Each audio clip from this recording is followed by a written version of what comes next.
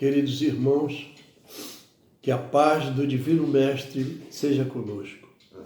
Hoje nós temos uma reflexão sobre a quarta parte da introdução do Evangelho segundo o Espiritismo. Porque, como nós sabemos, a doutrina espírita é uma filosofia de esclarecimento para trazer justamente conhecimento às pessoas. E por isso que nós precisamos estudar. Então, os espíritos que orientaram Kardec, eles colocaram justamente nessa quarta parte as anotações de Sócrates e de Platão, né? Referente da ideia cristã e do espiritismo, né? Nós sabemos que a ideia cristã, há muitos séculos, cerca de 5 séculos, há 500 anos, surgiu essa ideia, quando Sócrates habitou a Grécia. Então ele trouxe esses conhecimentos, porque ele era um médium, né? E os filósofos naquela época tinham já conhecimento que a alma nossa, nosso espírito é imortal, né? Então, esse fato é trazido através dos espíritos para a doutrina espírita esclarecer as pessoas, né? Aqui nós temos o resumo da doutrina de Sócrates e Platão. Mas antes disso, nós precisamos fazer uma coisa muito necessária. Nós estamos sob a égide de Jesus, nosso Mestre, através dos seus mensageiros que estão aqui, presentes para nos ajudar. E nós vamos fazer a abertura através de uma página, né, da Vinha de Luz, Migalha e Multidão, lição número 91.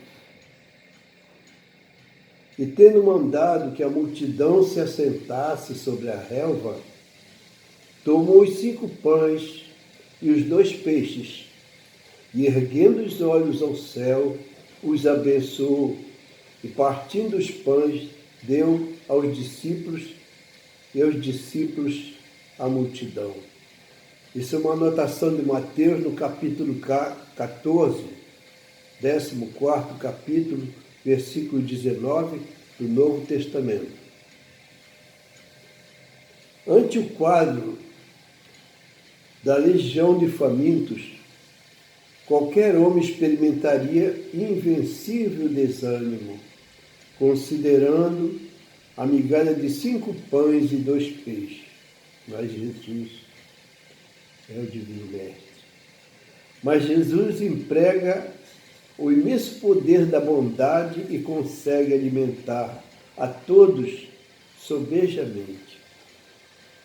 Observemos, contudo, que para isso toma os discípulos por intermediários.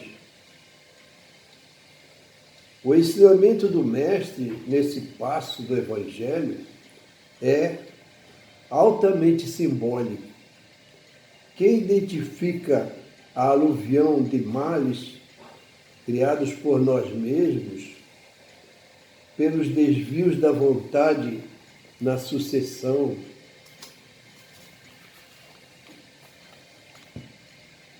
de nossas existências sobre a terra, custa a crer na migalha do bem que possuímos em todos nós, em nós próprios. Aqui corrói a enfermidade, além surge o fracasso, acolá manifesta-se expressões múltiplas de crime, como atender às necessidades complexas. Muitos aprendizes recuam ante a extensão da tarefa.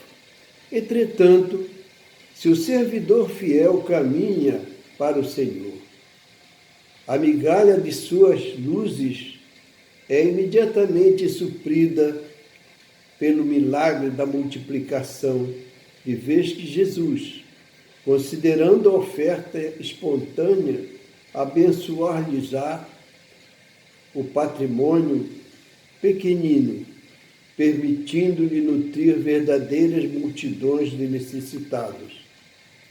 A massa de nossas imperfeições ainda é inaqualitável. Em toda parte há moléstias, deficiências, ruínas. É imprescindível, no entanto, não olvidar de nossas possibilidades mínimas do bem, nossas migalhas do bem, de boa vontade, na disposição de servir santamente, quando conduzidos ao Cristo, valem mais que toda a multidão de males do mundo. Meus irmãos, essa é que é a verdade. O Divino Mestre conseguiu alimentar uma multidão inteira, faminta. Mas a fome nossa é maior ainda no plano do Espírito, porque nós necessitamos realmente nos livrarmos de todas as dificuldades que nós mesmos amontoamos em nossa retina espiritual. Vamos fazer a nossa prece e pedir ao Divino Mestre que nos ouça humilde agradecimento à presença dos nossos irmãos espirituais trabalhadores da Divina Seara do Mestre. Senhor Jesus, Mestre querido, neste momento, permite, Senhor, que a claridade misericordiosa e divina do Teu sacrossanto amor possa brilhar no nosso ambiente. Permite, Senhor, a nós ainda muito carentes, deficientes ainda de espíritos e natureza, e precisamos muito caminhar na direção da luz. Mestre, obrigado por tudo. Inspirai aos nossos irmãos espirituais que nos ajudam, inspirai a nós que vamos fazer esse pronunciamento, ajudai com inspiração, com a boa vontade e, acima de tudo, a humildade de coração, Senhor. Afastai de nós a vaidade tola e insignificante. Dai-nos a força da luz, do bem, para que nós possamos levar essa mensagem aonde ela for ouvida e possa formar um campo magnético capaz de estabelecer a paz, a serenidade e a calma dos corações.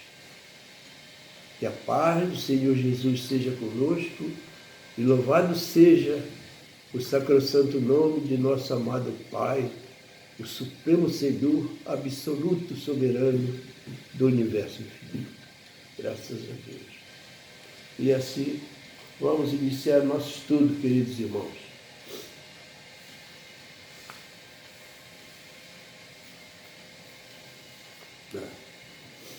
Resumo da doutrina de Sócrates e de Platão. Como nós sabemos, a ideia cristã surgiu há 500 anos antes do nascimento do nosso Divino Mestre. E isso, então, é um fato histórico que não se pode, de maneira nenhuma, apagar. Foi registrado por Platão, seu discípulo, porque Sócrates não escreveu nada e não deixou nada escrito, mas tudo foi anotado pelo nosso amado Platão. Então, nós vamos aí, essa doutrina, esse resumo é composto de 21 tópicos. 21 tópicos. Vamos começar o tópico número 1. Resumo da doutrina de Sócrates e Platão. 1. O homem é uma alma encarnada, né? Que antes de encarnar, ela já existia unida a determinados tipos primordiais da espiritualidade, onde se pratica o bem, onde existe o belo, a maravilha, a pacificação, a serenidade e a paz. Então, ela encarna num corpo físico, né, e recebe toda a influência da matéria e fica querendo voltar realmente para o plano espiritual, porque é natural, né? Isso aí mostra aqui o princípio da reencarnação. Bom, no tópico número 2, diz o seguinte, que a alma se transvia e perturba quando penetra no corpo físico. É isso aí que, como já aconteceu no número 1.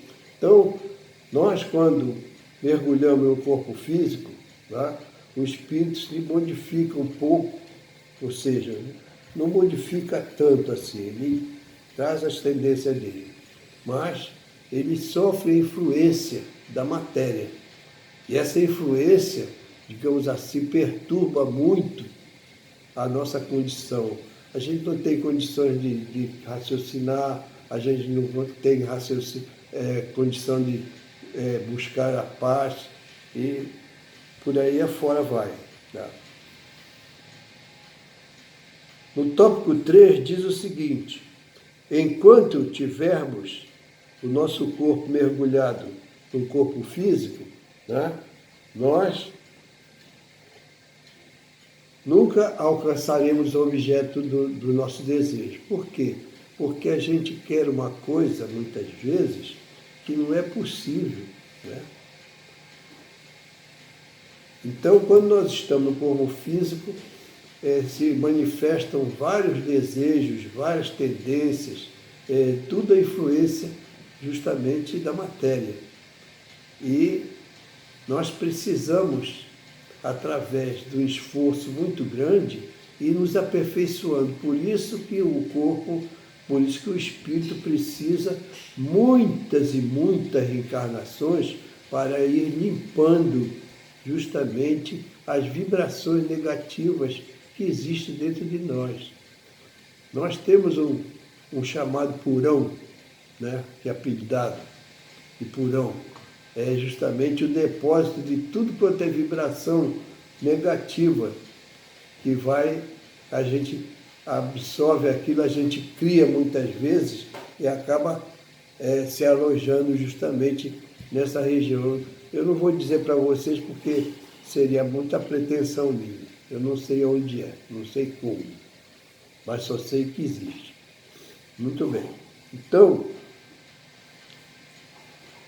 nós temos essa condição, essa razão porque os verdadeiros filósofos se exercitam em morrer e a morte não lhes afigura de modo nenhum temível. Por quê?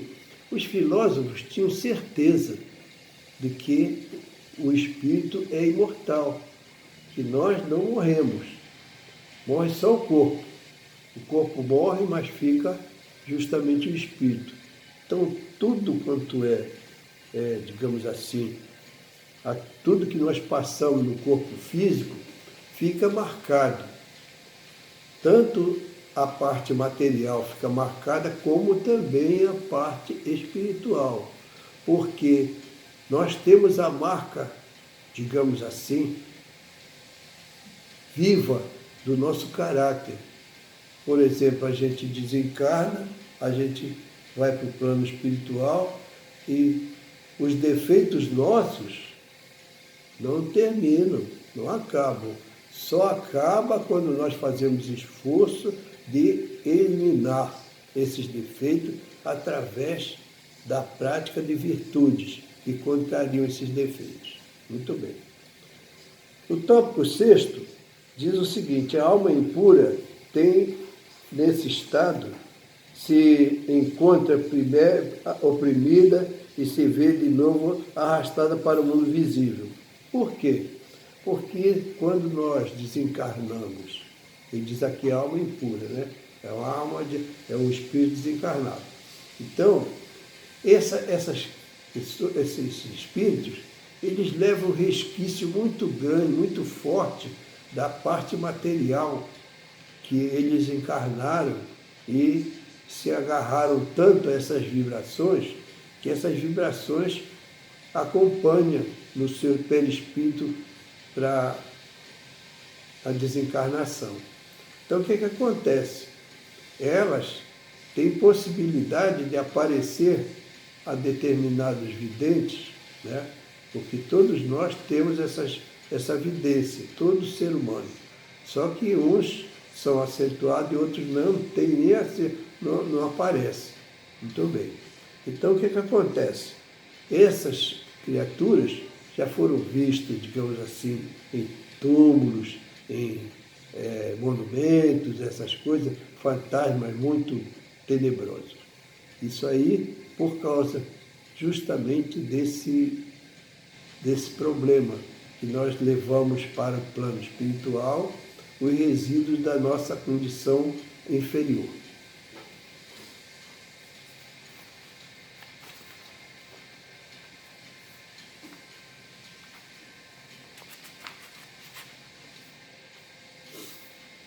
Do 5º.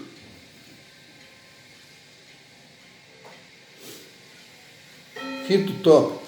Após a nossa morte, o gênio daimon que nos fora designado durante a vida, olha aí.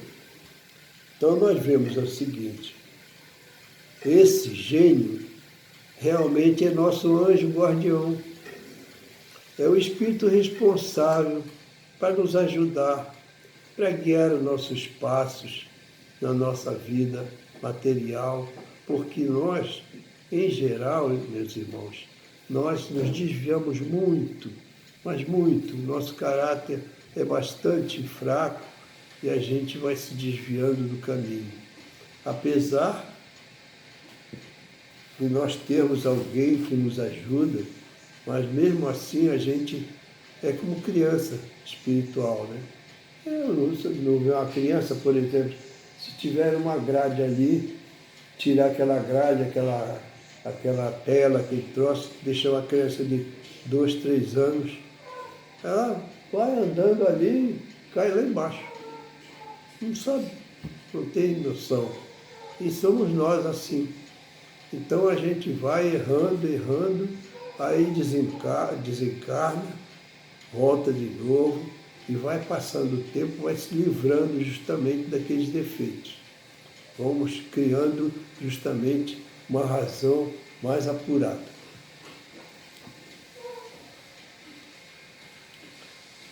No 6º tópico diz o seguinte, né?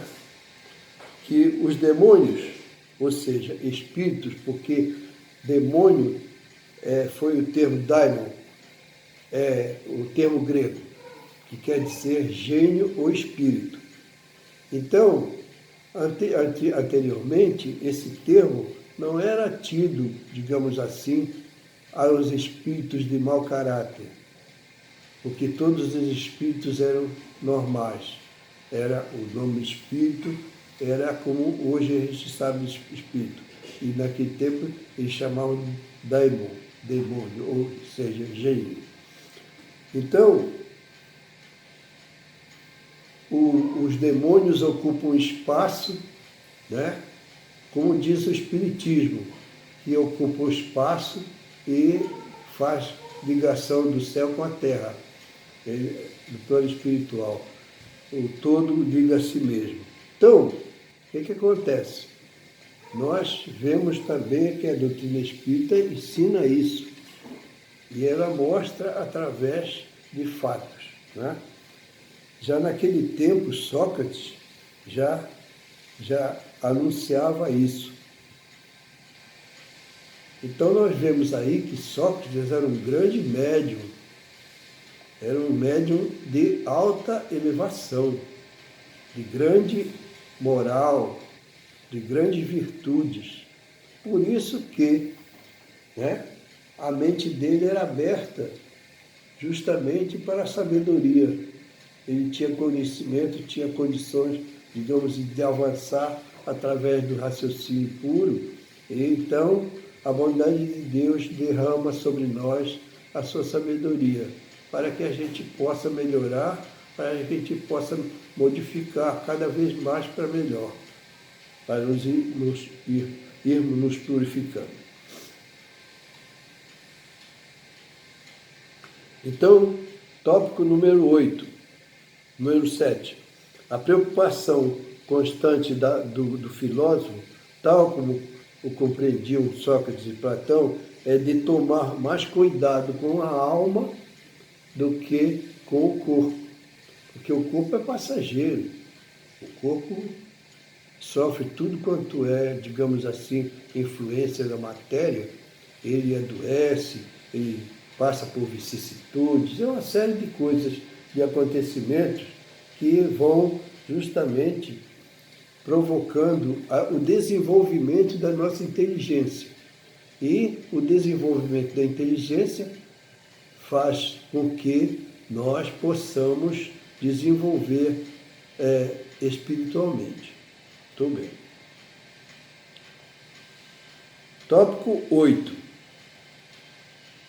Se a alma é imaterial, diz aqui, tem de passar após esta vida a um mundo igualmente invisível e imaterial.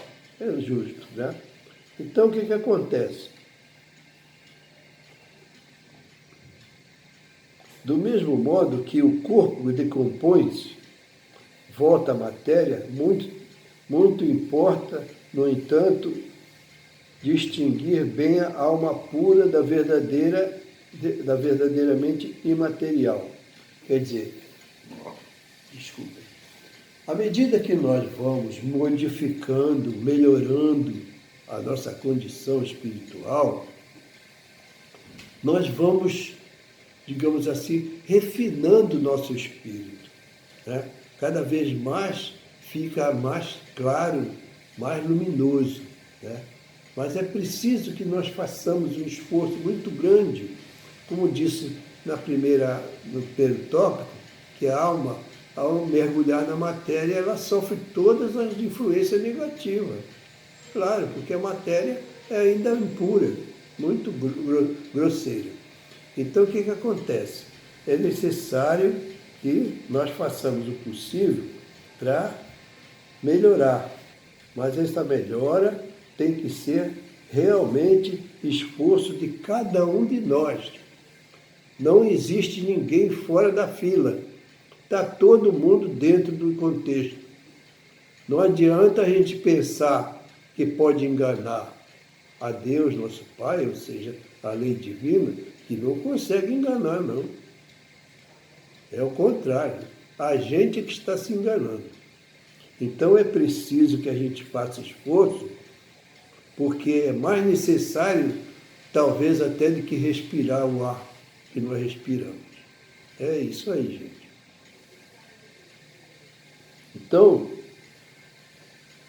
Então importa muito, né? Deus nós devemos, muito importa, no entanto, distinguir a alma pura da verdadeiramente imaterial, que se alimenta como Deus de ciência e de pensamentos. A alma mais ou menos maculada de impurezas materiais que a impedem de elevar-se para o divino. E a terem nos lugares de sua estada na terra. Quer dizer, essas almas permanecem, quando nós estamos impuros demais, né, nós permanecemos muito no nosso verdadeiro lugar, quase. Né? Não podemos ir muito longe. Por isso é necessário que a gente faça esforço. A doutrina espírita faz um esforço de procurar esclarecer. Agora só se esclarece aqueles que querem ser esclarecidos. Aqueles que desejam realmente buscar para que eles possam achar. Porque o Mestre nos ensinou dizendo: buscai e acharei, batei e a porta vos abrirá. Bom, no tópico 9, diz o seguinte: se a morte fosse a dissolução completa do homem, muito ganhariam com a morte os maus, pois que se veriam livres ao mesmo tempo do corpo, que é cheio de doença, de dificuldade, da alma e dos vícios. Aquele que guarnecer a alma, não de ornatos estranhos, mas com que lhe são próprios, ou seja, as coisas da matéria, do espírito, que são as virtudes, se guarnecer com virtude, aí realmente esses estão passagem livre para o mundo espiritual, porque lá eles vão encontrar felicidade verdadeira. Mais para frente, tá? Tópico 10. O corpo conserva bem impressa os vestígios dos cuidados que foi objeto e dos acidentes que sofreu. Dá-se o mesmo com a alma. Quando despida do corpo, ela guarda evidentes os traços do seu caráter. Né? Quer dizer, então fica impresso dentro de nós. Quando a gente desencarna, os espíritos de elevação olham para nós como se fosse um livro aberto e vê tudo quanto é defeito que nós temos. Não adianta, a gente não pode esconder. Né? Tá? Fica tudo à vista. Tá? Fica por fora, digamos assim. Né? Nós temos uma passagem do livro de André Luiz, capítulo 4, se eu não me engano, do vampiro. Então, acontece o seguinte: apareceu uma mulher, né, um vampiro de muita periculosidade, com 58 sinais no corpo, sinal escuro. Aí, quando a menina viu a Narcisa, chamou o mentor, o vigilante-chefe Paulo. Paulo olhou e disse: essa mulher é um forte vampiro. Todas aquelas marcas escuras são justamente sinais, retrato de criança que ela abortou. Muito bem. Então nós vemos aí que quando nós estamos no plano espiritual, a gente mostra tudo o que a gente é. Muito bem.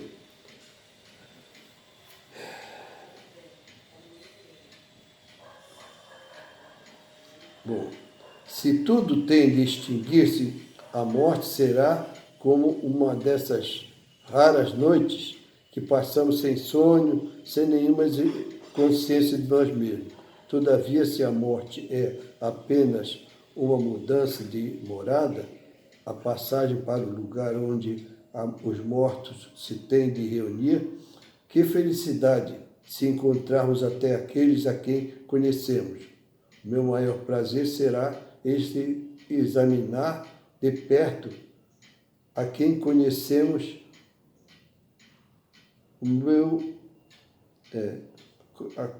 Os habitantes dessa outra morada, a distinguir lá como aqui os que são dignos e que se julgam tais e não são, porque nós não precisamos, não devemos procurar nos julgar melhor do que somos, porque quando a gente vai para o plano espiritual, como nós estamos falando, não adianta, ninguém esconde nada. Está tudo à vista. Os espíritos superiores olham e veem. Bom. Tópico 12. Nunca se deve retribuir com outra uma injustiça. Olha só, esse é o ensinamento de Jesus. Nem fazer mal a ninguém, seja qual for o dano que nos haja causado, pouco, no entanto, serão os que admitam essa perturbação, esse princípio que os que desenhem se terem a tal respeito, nada mais farão, sem dúvida, de que voltarem-se uns aos outros, muito desprezo. Então, nós não devemos de maneira nenhuma. Por quê, gente? Porque é como se nós guardássemos um câncer dentro de nós mesmos. Porque a zanga, a vingança, essas coisas todas provocam justamente essas vibrações terrivelmente prejudiciais. Muito bem. Vamos para o 13, 13º. É pelos frutos que se conhece a árvore. Ora, isso aí, Jesus citou isso várias vezes, né? Que através do fruto, se o fruto é bom, a árvore é boa. Se o fruto não é bom, a árvore não é boa. Muito bem. Isso aqui a gente encontra no Evangelho textualmente várias vezes. 14. A riqueza é um grande perigo. Todo homem que ama a riqueza não ama a si mesmo. Ama uma coisa que é uma coisa bastante estranha e que ainda mais estranha do que o que lhe pertence. No capítulo 16º do Evangelho. Agora, 16º tópico. As mais belas preces, olha só, essa aqui é maravilhosa. Gente, vamos ler.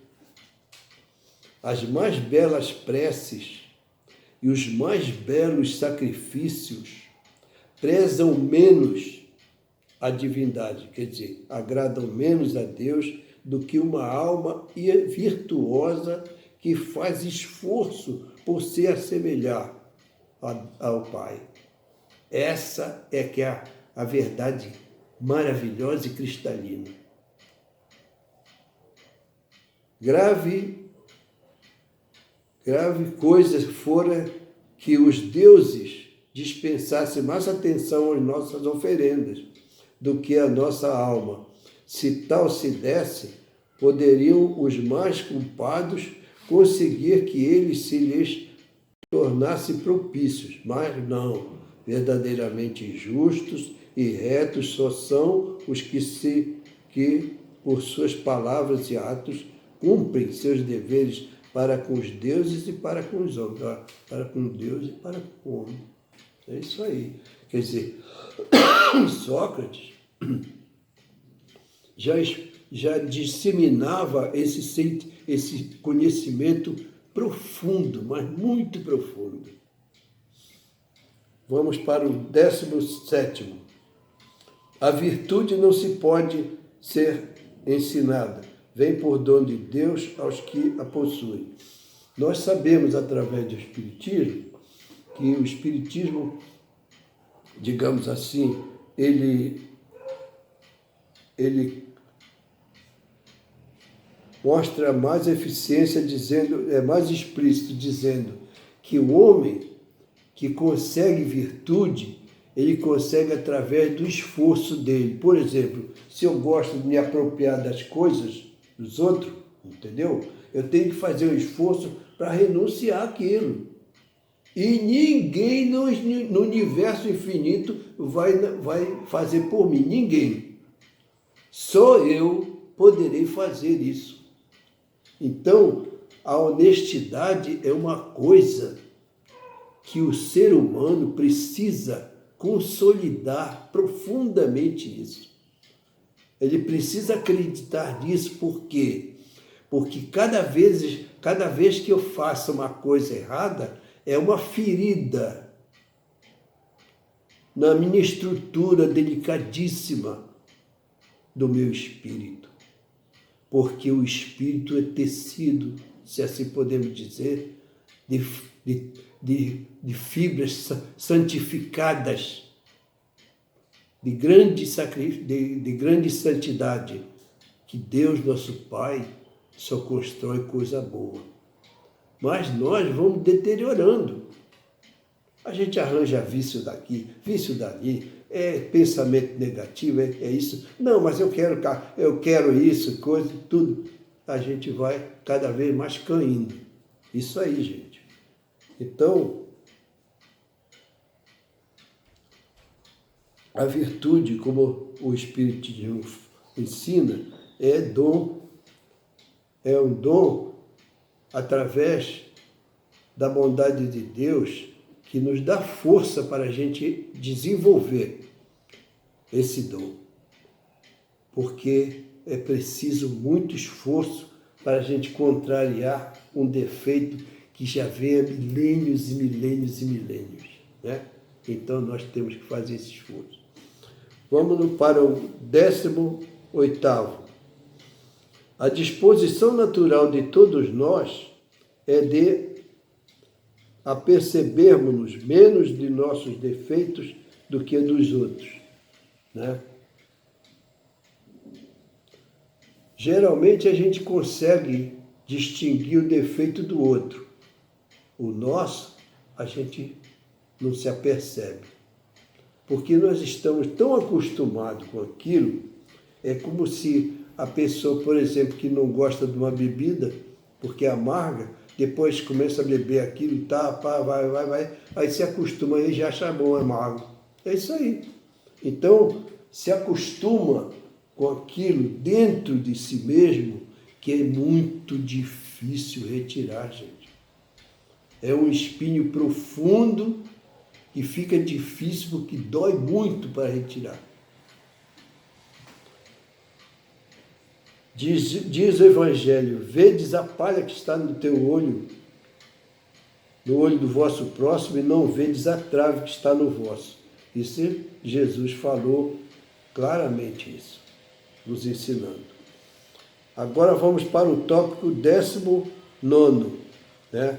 Se os médicos são mal sucedidos tratando da maior parte das moléstias e que tratam do corpo, sem tratarem da alma, ora, não se acha o todo em bom estado, impossível é que a parte dele passe bem.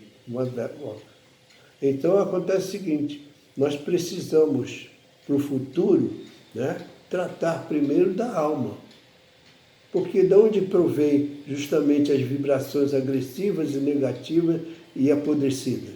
É do nosso perispírito. Infelizmente, né? Vem do espírito para o perispírito e vai, e a gente consegue cultivar aquilo, né? Porque acha bom, porque acha bonito ou gosta daquilo. Não pode ser assim. 20º. Todos os homens, a partir da infância, muito mais fazem o mal do que o bem. É a verdade essa aí. É muito clara. Infelizmente, é doloroso, mas é verdade. No 26º, 21º,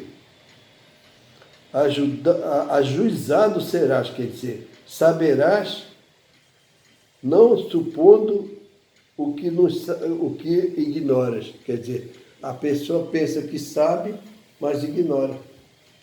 E haja pensar que aquilo que realmente é ele que está com a razão. É isso aí que acontece para todos nós, gente. Então, nós estamos justamente na 11h28. Vamos fazer a nossa prece de encerramento e nós aconselhamos aos nossos irmãos, porque essa palestra devia ser de uma hora ou 2 horas, sei lá, para poder esclarecer tudo, tintim por tintim, mas não dá para fazer isso. Então nós vamos fazer o seguinte: vamos recomendar, por gentileza, que as pessoas peguem a introdução, né? E na página, deixa eu ver que página é essa aí. Página 44, e inicio daqui do primeiro tópico da doutrina de Sócrates e Platão até o último, para poder aprender melhor, para poder nós fixarmos, porque o espírita precisa de esclarecimento, né? Ele não pode ser a nossa fé é justamente fixada através do conhecimento. Por exemplo, se eu largar esse relógio aqui, o que é que acontece? Ele cai. Por quê? Porque tem a lei da gravidade. E o que é a lei da gravidade? Aí por aí afora vai, tá? Então é isso. Nós temos que ter certeza das coisas que nós precisamos saber para fixarmos a nossa fé. E vamos fazer a nossa prece, queridos irmãos. Eu agradeço muito a paciência daqueles que me ouvirem para o futuro, né? E que Jesus, nosso Mestre, possa nos ajudar, nos conceda a graça da sua ajuda. Senhor Jesus, Mestre querido, mais uma vez, amado Mestre, obrigado pela bênção do vosso divino amor, que nos concedeu esse pedacinho de pão, que é o conhecimento das vossas lições sublimes. Obrigado, Mestre amado, por tudo, pela presença dos nossos irmãos queridos que nos ajudaram, que em todos os lugares onde for ouvida essa palestra, que a graça misericordiosa do vosso amor possa envolver através dos trabalhadores espirituais, que tudo possa ser silêncio, um silêncio sagrado, para que nós possamos absorver as lições divinas. Obrigado, Senhor Jesus. Que a vossa paz seja conosco e louvado seja em todo o universo infinito o sagrado nome de nosso amado Pai, o Deus de amor, o nosso Criador infinitamente supremo, soberano absoluto do universo infinito. Graças a Deus. Obrigado.